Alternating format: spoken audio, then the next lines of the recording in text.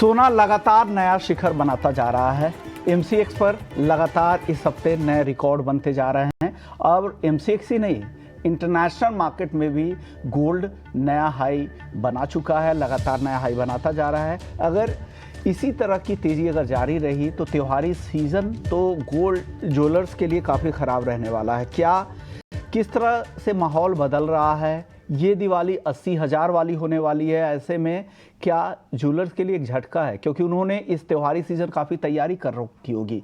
जब import duty में कटौती हुई थी बजट में तो वो काफ़ी खुश थे, उन्हें लगा था कि इस बार की त्योहारी सीज़न काफ़ी बम्पर होने वाला। लेकिन क्या वाकई ग्राउंड पर इसका फ़ायदा अब मिलेगा? क्योंकि जिस तरह की तेज़ी आई है, जिस तरह के रिटर्न मिले हैं, सबसे पहले आपको वो रिटर्न बता दें कि गोल्ड ने किस तरह के रिटर्न दिए हैं इस साल और पिछले कुछ सालों में।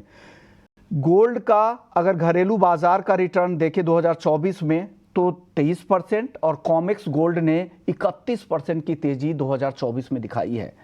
2024 में सिल्वर ने 25%, एमसीएक्स सिल्वर ने और कॉमेक्स सिल्वर ने 35% की तेजी दिखाई है। वहीं पिछले 20 साल का रिटर्न अगर गोल्ड का देखें तो सबसे ज्यादा रिटर्न गोल्ड ने दिया है 915% का, जबकि चांदी ने पिछले 20 साल में 627% का और सेंसेक्स ने 815% का रिटर्न दिया है।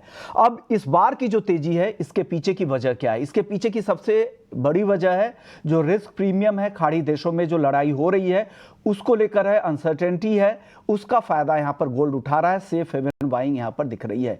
दूसरा, यूएस इलेक्शन से पहले अनसर्टेनिटी है कि क्या होगा, कमला हैरिस और या ट्रंप कौन होंगे अगले यूएस के राष्ट्रपति, इसको लेकर भी अनसर्टेनिटी है, जिससे बाजार को फायदा मिल रहा है। सेंट्रल बैंकों का रुख देखें तो यहां पर नरमी दिख रही है। ईसीबी ने इस साल 3 बार ब्याज दरों में कटौती कर दी है। फेड ने आधे % की कटौती के बाद नवंबर में भी संकेत दे दिए हैं कि 4.25% की कटौती हो सकती है। तो सारे फैक्टर्स यहां पर गोल्ड के लिए सपोर्टिव है। घरेलू बाजार में त्योहारी डिमांड की उम्मीद और शादियों की मांग की उम्मीद ये यहां पर सपोर्ट कर रहा है। लेकिन चलिए, हमारे साथ कुछ खास मेहमान हैं, उनसे सबसे पहले आपका परिचय करवा देता हूं। संयम मेहरा है हमारे साथ, चेयरमैन हैं जीजेसी के। राहुल मेहता हैं, एमडी हैं सिल्वर एम्पोरियम के, और तान्या रस्तोगी हैं लाला जुगल किशोर ज्वेलर्स से। सबसे पहले तान्या, आपसे मैं जानना चाहूंगी, क्योंकि आप रिटेल मार्केट को देख रही हैं, क्या लग रहा है, क्या अचानक से इस तेजी की वजह से क्या त्योहारी डिमांड पर असर हो रहा है?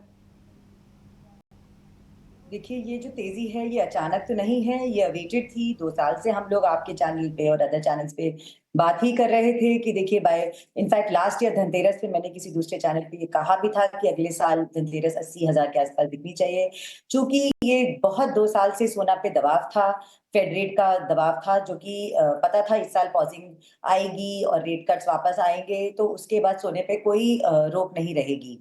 तो सोना बढ़ने का एक्सपेक्टेशन जरूर था, लेकिन ये मैं कहूंगी कि जो एकदम सीजनल टाइम पे हुआ है, ये वॉलेटिलिटी जो है इस टाइम पे, तो ये थोड़ा सा एक्सेप्टेंस आने में समय लगता है, कस्टमर को इससे यूज टू होने में समय लगता है। अभी कस्टमर वेट करता है कि अरे बढ़ा हुआ है, जरूर करेक्शन। अच्छा, इतनी तेज रैली आई है कि जरूर टेक्निकली भी देखिए तो एक्सपेक्टेड है कि एक छोटा करेक्शन आना चाहिए। तो कस्टमर भी ये सोच के कि नहीं नहीं एक बार गिरेगा, वेट कर रहा है। तो जो ये समय है, अच्छा बहुत अच्छे तरीके से तैयारी थी, जो आपने बताया कि पहले भी जब कटिंग हुई थी ड्यूटी की तो उस टाइम भी बहुत अच्छी खरीदारी रही। हम लोगों ने इंपोर्ट इस साल 30% ऊपर रहा है गोल्ड का, क्योंकि सारे सबने बहुत तैयारी करके रखी थी। आईजेएस ने सारे रिटेलर्स के पास बहुत अच्छी स्टॉकिंग थी, बहुत अच्छी एक्सपेक्टेशन थी मार्केट की। लेकिन चूंकि वो एक साल में, जैसे पिछले साल 61,000 के आसपास का भाव था धनतेरस पे, इस साल अब आप देखिए 77,000 क्रॉस कर चुका है ऑलरेडी। तो ये जरूर है कि इतना एक साल में 30% के ऊपर की इनकम, शायद डिस्पोजेबल इनकम नहीं बढ़ी होगी। तो जो आदमी को खरीदना है वो रुपया उतना ही लगेगा, लेकिन हाँ मुझे लगता है कि वजन कम अब खरीद पाएगा। जैसे जो 10 ग्राम खरीदना था अभी वो 8 ही ग्राम खरीद पाएगा। तो अभी करंटली इस रेट पर जरूर थोड़ा मंदी है, थोड़ी रुकावट है सेल में, मतलब 10 से 15% डाउन है सेल। बट मुझे लगता है कि आते आते धनतेरस शायद हम लोग वापस स्टेबिलिटी जैसे अगर दिखी आगे आते आते तो मार्केट पकड़ सकता है। मैं ये नहीं कह रहा हूं कि अचानक तेजी आ गई, तेजी तो लगातार चल ही रही है, हम पहले भी बता ही रहे थे कि इतनी तेजी इस साल भी आई है, लेकिन इस तरह की उम्मीद किसी को नहीं थी। किसी ने भी ये नहीं कहा था कि जो 68,000 रुपए तक फिसलकर जो 25 जुलाई के आसपास सोने का भाव हो गया था बजट में इंपोर्ट ड्यूटी घटने के बाद, अब किसी को उम्मीद नहीं थी कि 77,000 9,000 रुपए महंगे हो जाएंगे 2-3 महीने के अंदर ही। ये मैं कहना चाह रहा था। संयम मेहरा जी, आप बताइए, हालांकि आप B2B ज्यादा डील करते हैं, क्या B2B तो लोगों ने खूब तैयारी कर रखी थी कि इस बार हमारा त्यौहार बहुत अच्छा होने वाला है, क्या अब आप GSC को भी यहाँ पे रिप्रेजेंट कर रहे हैं, रिटेलर्स को भी रिप्रेजेंट कर रहे हैं, क्या वो ग्राउंड पे उस तरह की डिमांड अब है लोगों को वक्त लगेगा इस भाव को डाइजेस्ट करने में? देखिए, जो गोल्ड है अभी आप देखेंगे डिमांड जो है दिवाली के टाइम पर नॉर्थ में ज्यादा होती है, तो कुछ एरियाज के अंदर 15% 20% डाउन है और कुछ एरियाज में 50% डाउन है डिमांड, और डिमांड 15 डेज से ही ज्यादा डाउन है, लेकिन क्योंकि भाव अचानक से इतना ज्यादा स्पीड से आगे बढ़ा है। मैं बताना चाहूंगा कि मार्च और से सितंबर की जो फिगर्स थी ये साल वो 522 टन थी, और जनवरी से सितंबर की फिगर्स थी 660 टन इंपोर्ट की, और पिछले साल की फिगर थी जनवरी से सितंबर की 484 टन की। तो मुझे लगता है कि पिछले साल से भी जो गोल्ड है वो 20-25% ज्यादा इंडिया के अंदर इंपोर्ट हुआ है। डिमांड भी अच्छी रही है, लेकिन 15 दिन से ग्राहकी थोड़ी सी स्लो हो गई है। 25 अक्टूबर से वापस मुझे लगता है कि जो 10 से 15 दिन हमेशा जब भाव बढ़ता है कस्टमर नी जर्क रिएक्शन की वजह से रुक जाता है, तो इस वजह से कस्टमर अभी तक रुका हुआ है। 25 तारीख से आगे बढ़ेगा और वापस मुझे लगता है कि जो डिमांड है 20 से 22 टन के आसपास धनतेरस के एक दिन पहले और बाद के अंदर ये डिमांड रहेगी। Light weight jewellery, heavy weight jewellery, सब तरीके की ज्वेलरी बढ़ रही है, और इन्वेस्टमेंट डिमांड से भी लोग अच्छी बाइंग करेंगे। अगले साल या दिवाली तक हमारी ये विचारधारणा है कि यहाँ से 1,000 रुपए के आसपास सोना और बढ़ सकता है। $2,711 के आसपास का रेट है, $2,740 तक जा सकता है, और नवंबर के मिड के अंदर ही थोड़ी सी मंदी आएगी $50 से $70 के बीच में। उसके पहले कोई मंदी आती दिखती नहीं है, क्योंकि तब तक यूएस के इलेक्शंस भी हो जाएंगे, और फेड की जो मीटिंग है जो नवंबर फर्स्ट वीक के अंदर होने वाली है उसके अंदर 25 पैसे ब्याज दर जो घटने की भी सोच है, उस टाइम पे वो रहेगी या घटाएंगे उसकी भी क्लैरिटी आ जाएगी। और ये जो वॉर है उसके अंदर क्या इंटेंसिफाई होती है, हमास के लीडर को भी अभी जैसे कि मारा गया, इजराइल ने मारा, तो उस वजह से भी जो टेंशन है वो बहुत एस्केलेट हुई, तो $40 का भाव जो बढ़ा उसका भी कारण था कि मिडिल ईस्ट के अंदर ये चीज अभी और एस्केलेट हो जाएगी। तो ओवरऑल ये साल के अंदर मुझे लगता है कि अगर आप दिवाली का सेक्टर पकड़े तो 1,000 रुपए यहाँ तक बढ़े, उसके बाद थोड़ा मंदी आए, साल के एंड में 80-81,000 के आसपास के भाव होंगे। अगले साल 83-84 के होते हुए अगले साल एंड तक 90-92 के भाव भी हमको देखने को मिल सकते हैं। 1,000 तक भी अगले साल की उम्मीद आप कर रहे हैं। 1,000 रुपए तो आपको लगता है कि अभी दिवाली तक ही सोने के दाम बढ़ जाएंगे, क्योंकि ज़्यादातर फैक्टर, भले ही सोना कितना भी महंगा हो गया हो, लेकिन जितने भी फैक्टर्स हैं सोने के लिए वो यहाँ पर सपोर्टिव दिख रहे हैं। हालांकि किसी भी मार्केट में जब बड़ी तेजी आती है तो एक रिस्क तो रहता ही है, कभी भी गिरावट भी आ सकती है, मुनाफा वसूली भी आ सकती है, ये आप हमेशा ध्यान में रखिएगा। लेकिन इस बार भी इनको बिक्री को लेकर चिंता नहीं लग रही है। लेकिन हमने एक पोल भी किया था, वो आपको बता देते हैं, फिर उस पोल पर आप लोगों की भी राय लेंगे। देश के ज़्यादातर ब्रोकरेज हाउसेस से हमने ये सवाल पूछा था कि साल अंत तक के लिए दिसंबर तक कहाँ तक सोने का भाव हो सकता है। अब साल अंत में ज़्यादा वक्त तो है नहीं, 2.5 महीने के आसपास से भी कम का वक्त है। तो ट्रेडबुल सिक्योरिटीज ने कहा था कि साल अंत तक 82,000 रुपए तक सोना हो सकता है, उनका सबसे ज्यादा टारगेट था। पैराडाइम कमोडिटी का 81,000, कुबर्जी ग्रुप का भी 81,000, केडिया कमोडिटी, मोतीलाल ओसवाल 80,000, पृथ्वी फिनमार्ट ने भी 80,000, HDFC सिक्योरिटीज ने 79,300 रुपए का साल अंत तक के लिए टारगेट दिया। ज्यादातर एक्सपर्ट्स को लगता है कि 79,000 से 80,000 रुपया इस साल सोना हो सकता है। सैम मेहरा जी, आपको क्या लग रहा है इस दिसंबर तक, इस साल के अंत तक बता रहा हूं, कैलेंडर ईयर के अंत तक आपका टारगेट क्या है गोल्ड का? देखिए, मुझे लगता है कि अभी 1,000 रुपया जो भी दिवाली तक बढ़े, लेकिन दिसंबर एंड तक 1,500 से 2,000 के ऊपर की तेजी मुझे और नहीं दिख रही। जो सोना गया है यही रेंज बाउंड रहेगा, 2750 से लेके 2650 तक। 2650 में एक बार मंदी का माहौल लोगों के माइंड में बन जाएगा, लेकिन मुझे हिसाब से मंदी में नहीं आना चाहिए। वापस सोना $150 ऊपर बढ़ के $2,800 के आसपास दिख सकता है। जो आज के अगर आज विद जीएसटी भाव 999 का 79,800 है, 80,800 हो जाए दिवाली तक, फिर थोड़ा सा घटे और ईयर एंड के अंदर 82-500 के आसपास दिख सकता है, इंक्लूडिंग जीएसटी 999 से 82,500 तक ये जा सकता है सोने का भाव इस साल के अंत तक, ऐसा सैम को लगता है। आप बताइए तान्या, आपको क्या लगता है कहां तक इस साल अंत तक सोना जा सकता है? देखिए सोना अगर अभी देखें तो जितना फंडामेंटल्स है ना सोने के थोड़े बदल गए हैं, स्ट्रांग हो गया है। जैसे अभी आपने देखा कि डॉलर स्ट्रेंथनिंग से भी उसमें कोई इफेक्ट नहीं आया। उसके अलावा फेड कट में भी जैसे पहले 50 बेसिस था, फिर 25 बेसिस ही फैक्टर इन हुआ। उसके बावजूद सोना में बहुत ज्यादा कुछ फर्क नहीं आया, गिरावट नहीं आई। तो सोना अपने आप में काफी फंडामेंटली स्ट्रांग है। It is just waiting for another trigger. अभी क्या ट्रिगर आता है उसके ऊपर है। दिवाली तक तो मुझे लगता है कि आपका 1000-2000 ही बढ़ना, 1500 के अंदर बढ़ेगा। बट उसके बाद में एक बारी ये जो यूएस इलेक्शन है ये भी अच्छा ड्राइवर है, अच्छा मतलब डिपेंडेंट है उसके ऊपर भी सोने का। जैसे अगर ट्रम्प आ गए तो जरूर करेक्शन है, जी हैरिस आ गई तो अलग है उसका एक्सपेक्टेशन। तो उसके बाद थोड़ा सा डिपेंडेंट रहेगा कि सोना कहाँ पे जाता है।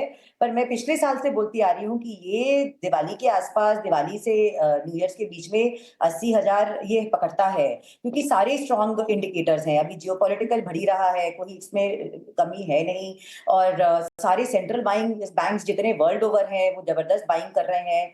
2022 से ही शुरू हुई है उनकी साइकिल्स जो जबरदस्त बाइंग कर ही रहे हैं। ग्लोबल रेट कटिंग चली रही है। तो ये जितने भी मार्कर्स हैं इनका सबका रीजन है कि सोना आगे चल के बढ़ेगा। जो अभी आपको लग रहा है कि बहुत बढ़ा हुआ दाम है, ये अगले साल भी आपको, जैसे इस साल 30-35% तक बढ़ चुका है, अगले साल भी 20 से 25% बढ़ता हुआ ही मिलेगा।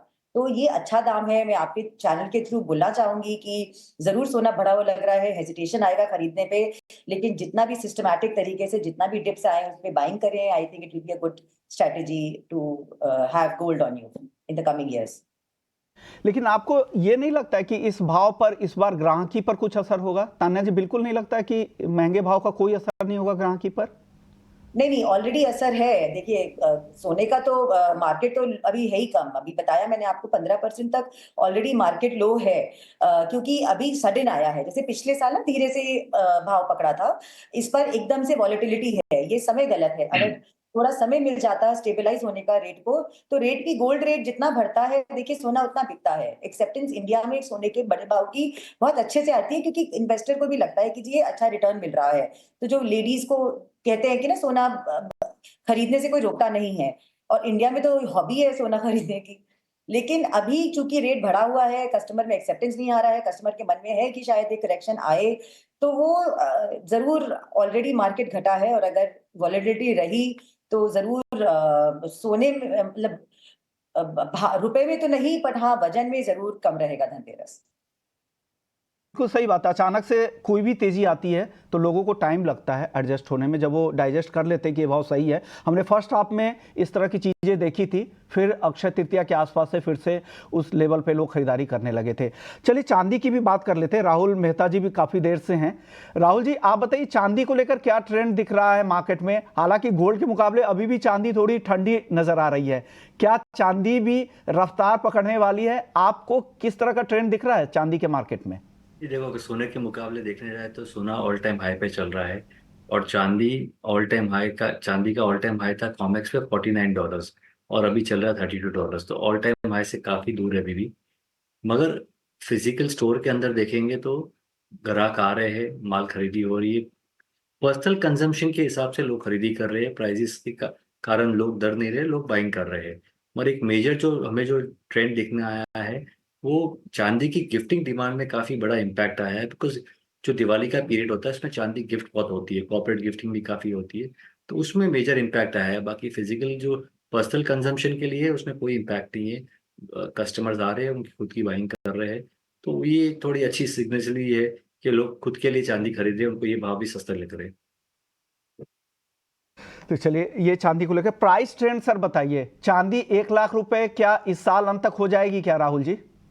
जी, हमें लगता है 1,05,000 से लेके 1,10,000 तक ईयर एंडिंग में क्लोज होनी चाहिए चांदी इस साल का आपको क्या लगता है संयम जी? आप क्या किस तरह के लेवल आप चांदी में देख रहे हैं? क्योंकि चांदी में जिस तरह के फंडामेंटल्स है वो लोग काफी बुलिश नजर आ रहे थे, लेकिन अभी तक उस तरह के प्राइस में नहीं दिखी है जिस तरह की तेजी गोल्ड में दिखी है। क्या बड़ी तेजी चांदी में बाकी है और वो कब तक? देखिए चांदी का मैं आपको बता दूं कि जनवरी से सितंबर तक 6854 टन इंपोर्ट हुआ है इंडिया के अंदर। पिछले साल सिर्फ 878 टन हुआ था। 2 महीने के अंदर फरवरी और अगस्त के अंदर, फरवरी में 2211 और अगस्त में 1421 टन इंपोर्ट हुआ है। तो चांदी का जो फिगर्स हैं वो भी इंपोर्ट के माध्यम से, इन्वेस्टमेंट के माध्यम से, या बर्तन बनाए, बर्तन बनाए, किसी ने ज्वेलरी बनाई, अच्छी सेल्स है इंडिया के अंदर। चांदी के शोरूम भी अच्छे खासे खुल रहे हैं। चांदी जो भी रेट्स अपने इंडिया के अंदर अगस्त के अंदर जब भी ड्यूटी घटी, तभी जिस स्पीड से गोल्ड आगे बढ़ा, चांदी उस स्पीड से आगे नहीं बढ़ी। गोल्ड और सिल्वर दोनों एक साथ ही आगे धीरे धीरे बढ़ते हैं, लेकिन चांदी के भी तेजी बाकी है। ये जैसे सही बोला राहुल भाई ने, 1,10,000 से लेके 1,000, मैं थोड़ा आगे सोचना चाहूंगा, 1,10,000 से 1,20,000 के आसपास का भाव चांदी के अंदर ये साल आएगा, और अगले साल 1,50,000 से 60,000 तक के भी भाव देखने को मिल सकते हैं। चांदी के अंदर काफी बुलिश रहने की जरूरत है, क्योंकि आने वाले टाइम में जो स्पीड से गोल्ड बढ़ा है, चांदी भी धीरे धीरे साथ साथ कैचअप करेगी। चांदी भी कैचअप करेगी। बड़ी तेजी की उम्मीद आपको यहाँ पे लग रही है। 1,00,000 से 1,20,000 का रेंज आपको इस साल ही के अंत तक दिख रहा है, और अगले साल तो 1.5 लाख रुपए तक का भी लेवल दिखा सकता है। ऊपर का लेवल ये होगा। आपको तान्या जी चांदी के मार्केट में क्या दिख रहा है? क्या यहाँ पर अपॉर्चुनिटीज इन्वेस्टर्स के लिए ज्यादा दिख रहे हैं? देखिए चांदी ऑलरेडी ज्यादातर मेटल्स को तो आउट परफॉर्म अभी भी कर ही रही है। और हिस्टोरिकली अगर हम एज अ रिटेलर बात करें तो जब भी रैली शुरू होती है तो शुरू में अभी मुझे लगता है चांदी में तो अभी आई नहीं है तेजी, वो अभी बाकी है।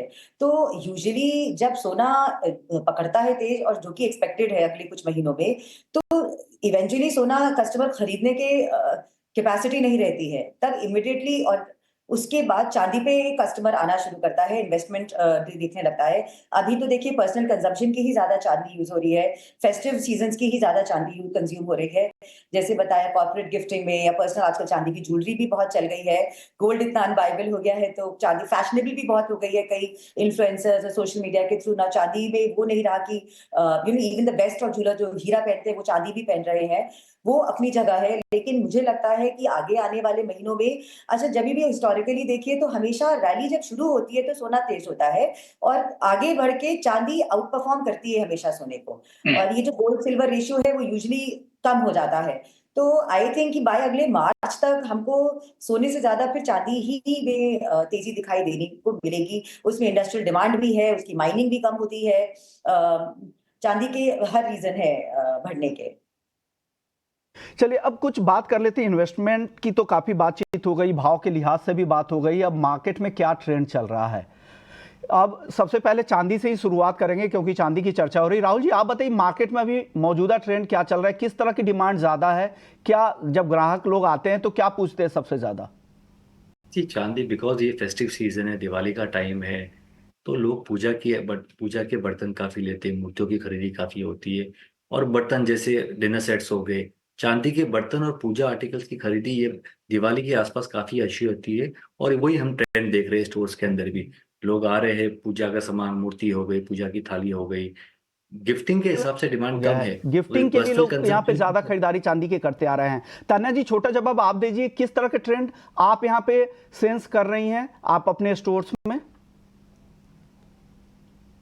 देखा गया कि जितना सोने पे तो था ही ध्यान, चांदी पे इस बार बहुत ज्यादा ध्यान दिया गया। क्योंकि चांदी की एक जो एक्सेप्टेंस है, जो एक पहले था कि पुअर मेंस गोल्ड, कि गांव के लोग पहनते थे या वैसे पहनते थे, अभी वो रहा नहीं है। तो चांदी में बहुत ज्यादा नया, कई सारे इनोवेशंस हो रहे हैं। गिफ्टिंग में भी चांदी क्या है ना, जैसे कॉर्पोरेट गिफ्टिंग है या कैसे भी शादी ब्याह की गिफ्टिंग है, तो रेंज बाउंड होती है कि इतने रुपया का चीज देनी है। तो चांदी में कहीं पे क्वार्ट्स लगा के, कहीं पे मार्बल लगा के, कहीं वुडन के साथ बहुत यूनिक नई नई चीजें बन रही है, डेली यूज की चीजें बन रही है। चांदी विद लकड़ी की ज्वेलरी, चांदी विद धागे की ज्वेलरी, बहुत नई नई चीजें देखी। चांदी के पर्सेस, इस बार काफी कुछ देखने को मिला हमें भी। जब हम लोग चांदी की, अच्छा अलग अलग एग्जीबिशन सिर्फ चांदी की ही हो रही है। ज्वेलरी आज आज हर ज्वेलर अपना एक नया ब्रांड निकाल रहा है चांदी की लाइट वेट ज्वेलरी को लेकर के। बच्चों की ज्वेलरी, पतली चेन्स, पतली इयररिंग्स एंड इवन जो हेवी ज्वेलरी जो कार्विंग वाली होती है, क्योंकि वो स्टेटमेंट फैशन स्टेटमेंट हो गया है आजकल। सो चांदी का बहुत नया एक्सेप्टेंस है मार्केट में। आई थिंक गोल्ड से ज्यादा इनोवेशन इस टाइम सिल्वर में है, क्योंकि एक्सपेरिमेंट कर सकते हैं भाव को देखते हुए और खरीदारी को देखते हुए। तो मोस्ट ज्वेलर्स ने आज हिंदुस्तान नया नया पूरा पूरा काउंटर या नए नए फ्लोर शुरू कर दिए हैं सिल्वर के। सो अगर आप मार्केट में घूमे, आप अगर चांदी से सोने से लेने, सोना आपको शगुन के लिए लेना है तो शायद जरूर लें, वरना चांदी को भी देखें, काफी अच्छी आपको वैरायटी मिलेंगी अगर आप बिल्कुल, क्योंकि दायरा काफी बड़ा है चांदी का और हर घर में इस्तेमाल हो रहा है। गिफ्टिंग में तो सबसे ज्यादा इस्तेमाल चांदी का होता ही है। और गोल्ड में जिस तरह से तेजी आई है, तो एक प्राइस सेंसिटिव मार्केट है हिंदुस्तान, तो यहाँ पर चांदी की डिमांड ज़्यादा इस समय हो जाती है। लेकिन चलिए, अब हमारे साथ एक और ख़ास मेहमान हैं। हमारे साथ है फिलिप न्यूमैन हैं, डायरेक्टर हैं मेटल फोकस से। Thank you so much sir for taking your time out for ET Now Swadesh. Sir, what in your opinion are the primary drivers behind this gold price rally? Well, first of all, thank you for having me on your show. It's a pleasure to be here. I think what's interesting is almost what's not causing the rally. We've seen, of course, a stronger US dollar, partly after the ECB reduced rates. And I think that's been quite interesting that we've seen gold still strengthen and go through $2,700 an ounce. And I think really there's two or three factors. And I think some of your other guests have already touched on these as well. I think the first, of course, is the safe haven argument. Obviously, still significant concerns about the Middle East and how that will develop. Of course, that got more attention, yesterday with the killing of the leader of Hamas. We've also in the US seen equities hit record high levels. And I think the diversification argument is certainly playing out. For those investors that are holding gold, they've been back into the market to ensure that whatever percentage of gold they have in their portfolio is maintained, as I said, with equities hitting those highs. And then I think the other thing is in terms of physical demand. I think while, of course, we've seen weakness in India and China and other key markets, central bank buying, I think, has still remained at a fairly decent level. I wanted to ask the same question about the central bank buying. What are the central banks buying figures of last few months, Mr. Newman? Oh, well, just to bring that question back a little bit, what we saw is almost record levels the past 2 years in 2022 and 2023. And then we had an incredibly strong first quarter, a weaker second, but you actually saw the first half hitting a record high. In terms of the past few months, well, we've had purchases announced by the likes of Poland and Hungary. And I think that is symptomatic of the wider interest that we see in the market. And I think it's really fascinating and quite revealing that these central banks have continued to buy at these levels. One more question. I had asked all the guests the target of gold till the end of this year, calendar year. What is your target for COMEX gold, sir? Well, it's incredible, isn't it? They were talking about these highs and even talking about the price moving higher as well. We would suggest at Metals Focus that by the end of this year or late in the fourth quarter, that you could see in dollar terms gold perhaps touching 2,800. And where do you see silver going in the next few months, sir?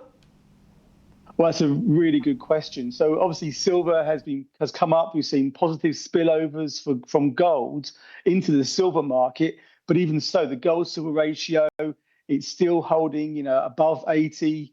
And so we think that silver could move higher along with gold, perhaps getting up to, say, 33, 34. But I think the ratio will still remain stubbornly high this year. One more question with the rise of cryptocurrency. Some view them as the alternative to gold. Do you think so? Well, I think from a speculative standpoint, I would agree. So if you're a speculative investor in the gold market, I think cryptocurrencies are certainly perhaps an attractive alternative. And I think that we have seen some flows transition between the two. But from a safe haven or a hedge against inflation, then I think investors, if they're looking at alternative assets, I would suggest the focus would be the gold market rather than crypto. And coming to US election, what do you think? What kind of impact we will see on gold and silver prices in coming weeks, sir? Well, of course, we've got huge uncertainty there. The two candidates are pretty much neck and neck. I think in the short term, I don't think they have a tremendous impact on the markets. Having said that, looking into 2025, of course, both candidates, both administrations would see US debt rise. I think independent forecasts say that Trump's policies would see debt rise more than Harris. But given that the US debt would rise under both administrations, I would suggest that will be a concern for investors. And so that should be both positive for gold and silver prices. Okay. One more question. Should we buy gold at the current level, or we should wait to correct something? Well, that's a really good question. And thankfully at Metals Focus, we're not approved to give investment advice. What I would say is, on the one hand, we are bullish gold, but equally, prices never rise in a straight line. And so, I think one should allow for the chances that there will be a correction, and that correction could be quite substantial. We could see, for example, gold perhaps falling to as low as 2,500. And we know there are plenty of investors on the sidelines waiting for those levels to come back in. And I think from that point of view, that's really exciting, because that suggests that the floor, I think, is very strong from the price. But we'd also say that any correction is likely to be short-lived. And then I think that gold will continue to strengthen, not just for the coming months of this year, but also into 2025 as well. Because in India also, all investors, traders and buyers are waiting for those levels. And जैसा Newman कह रहे थे कि $2500 तक का इंतजार कर रहा है, साइडलाइन में मनी पड़ी हुई है, वो चाह रहे हैं कि कब बाजार नीचे आए फिर वो एंट्री करे. Thank you so much mister Newman. It's really great to have you in our show. Rahul ji, Tanya ji और से मेहरा जी, आप लोगों का भी बहुत बहुत शुक्रिया. आप लोगों ने वक्त निकाला, हमारे दर्शकों को गाइड किया. और इस त्योहारी सीज़न से ठीक पहले, धनतेरस और दिवाली से ठीक पहले हमारी कोशिश यही थी कि क्या ये दिवाली 80,000 वाली होने वाली है या आपको नीचे की तरफ खरीदने का मौका मिलने वाला है. उम्मीद करते हैं आपको ये शो पसंद हो गया. लेकिन जाते जाते हम यही कहेंगे कि इस तरह की यूफोरिया में जल्दबाजी ना करें, वेट करें. अगर आपको जल्दी नहीं है, खरीदारी की बहुत ज़रूरत नहीं है, तो वेट करें. ज़रूर बाजार मौका देता है नीचे में एंट्री करने का. तो रिस्क रिवॉर्ड के लिए बेहतर यही होता है कि अब जितना वेट करेंगे आपको उतना ज़्यादा फायदा होगा. अब सभी मेहमानों का बहुत बहुत शुक्रिया. इस खास पेशकश को यही समेटते हैं, लेकिन बाकी खबरों के लिए आप बने रहिए हमारे साथ.